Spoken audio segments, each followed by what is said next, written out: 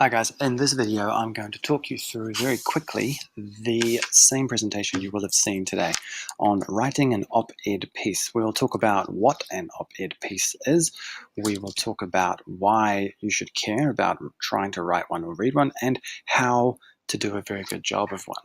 This is required for your writing portfolio, for your end of term and end of semester reports.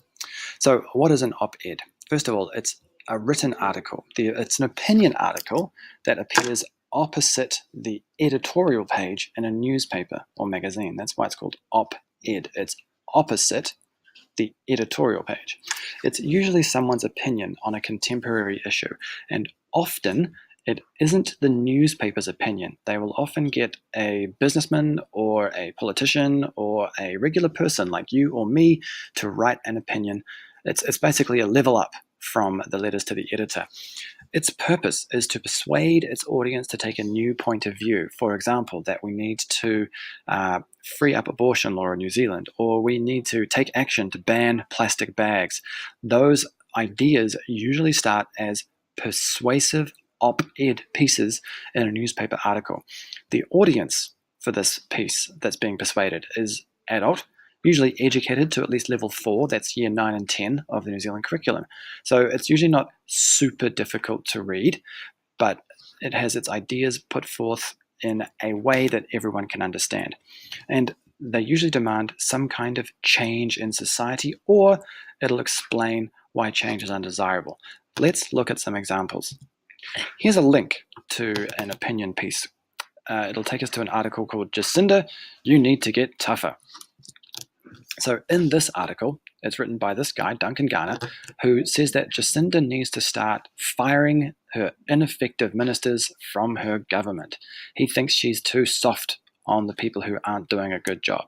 So Duncan Garner is demanding that we have some change. Jacinda must make some changes. In this piece, called Send Us the Bill for Keeping Top Rugby Players, Martin van Beynen argues against Steve Hansen, the All Black rugby coach. Steve Hansen thinks that taxpayers, or the government, should subsidise rugby to retain top players. That means government money should go towards New Zealand rugby so that we can attract and keep our players from going overseas. We want to keep them here, playing for the All Blacks. So his opinion, Martin van Beynen's opinion, is that change is not necessary. We don't need to start spending government money on those players. Now, why? Why is it important that we have these opinion articles?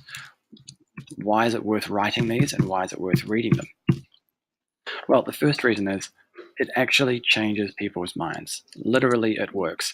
In this article here and in this study, they've found that newspaper op-ed pieces actually change people's minds, and therefore they change the world. Make it briefly, op-ed pieces have lasting effect on people's views, regardless of their political affiliation or their initial stance on an issue. So, for example, you might be in favor of keeping plastic bags in supermarkets, but then you read an op-ed piece and you realize, oops, I better change my mind. People read an argument and were persuaded by it. It's that simple. Op-ed pieces work to change the world, and they change your mind just because you listen to people around you who've read one. So here's how it works. Before, you might think New Zealand has no housing crisis. You read this wonderful article about Shamubeel Eaqub, about the housing crisis, and you find, oh my God, New Zealand has a terrible housing crisis. This is why you should care. Op-ed pieces change your mind. How?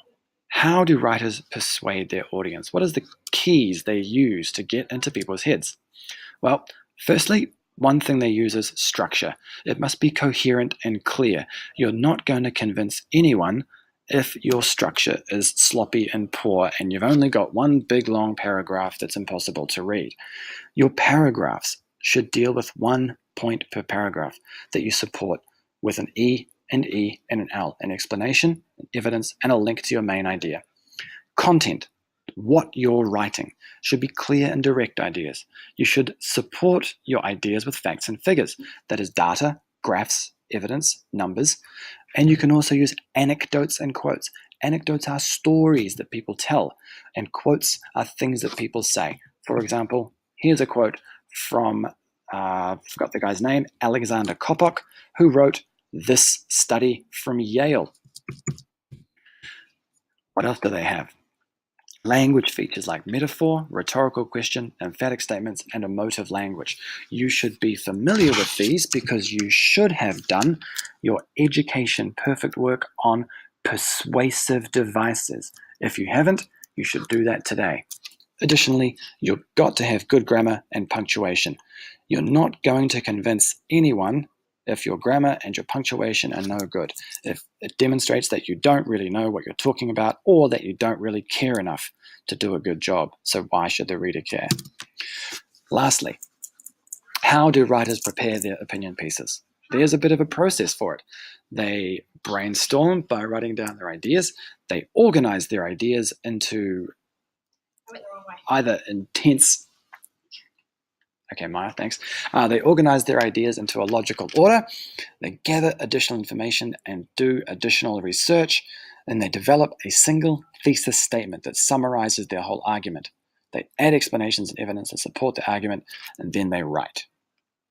Now, your next job is to do some practice of this.